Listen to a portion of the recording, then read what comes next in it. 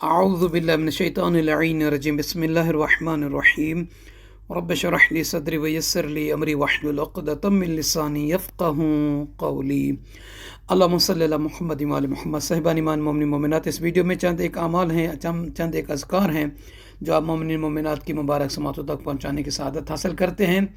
یہ ایک بینک ہے نیکیوں کا، عبادتوں کا، اجر و ثواب حاصل کرنے کے لیے دنیا و آخرت کے حوالے سے اور قضاء حاجات کے حوالے سے۔ سب سے پہلے تو امام جعفر صادق علیہ السلام کا فرمان مبارک سورہ زلزال کے حوالے سے فرماتے ہیں کہ من قرأ سورۃ الزلزال 4 مرات کانما قرأ القرآن کلہ۔ مولا فرماتے ہیں کہ جو بندہ، جو کنیز، جو شخص سورہ زلزلہ کو 4 مرتبہ تلاوت کرے، ایسے ہے جیسا کہ اس نے پورے قرآن کی تلاوت کی ہے۔ یعنی ختم قرآن کا اس بندے کو، اس کنیز کو ثواب و اجر ملتا ہے جو 4 مرتبہ اس سورہ زلزلہ کی تلاوت کرے۔ اور اگر کوئی شخص چاہتا ہے کہ شر اور بلا اس سے دور ہو، وہ محفوظ رہے، تو ایسے بندے کو چاہیے کہ سورہ توحید کو 11 مرتبہ پڑھے۔ یہ ایک عمل ایسا ہے، شر اور بلا سے محفوظ رہنے کے لیے اپنے لیے بھی پڑھ سکتا ہے، بلکہ استاد محترم نے کہا کہ نیابتاً عن صاحب الزمان عجل اللہ فرج شریف کی طرف سے، مولا کی نیابت میں لدفع الشر والبلا کی نیت سے اس سورہ توحید کو 11 مرتبہ پڑھے۔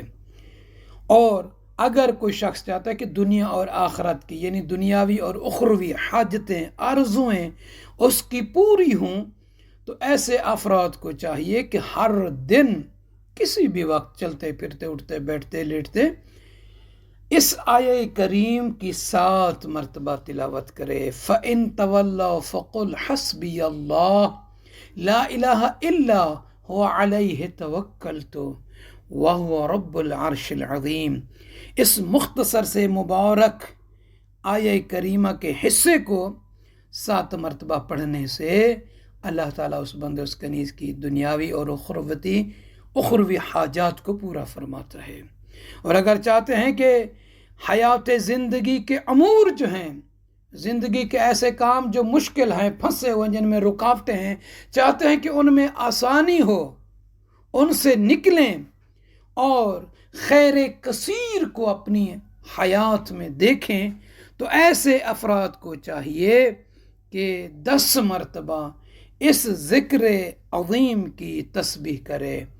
سبحان اللہ العظیم وبحمدہ استغفر اللہ واسألہ من فضلہ۔ سبحان اللہ العظیم وبحمدہ استغفر اللہ واسألہ من فضلہ۔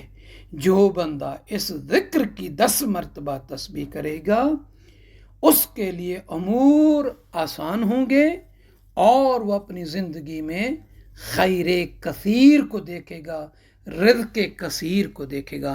تو تمام احباب سے، تمام بہنوں سے عرض ہے کہ نجفی کربلا چینل کو سبسکرائب فرما دیجئے اور لائک کے شیئر کو بٹن کو دبا دیجئے گا۔ جزاک اللہ۔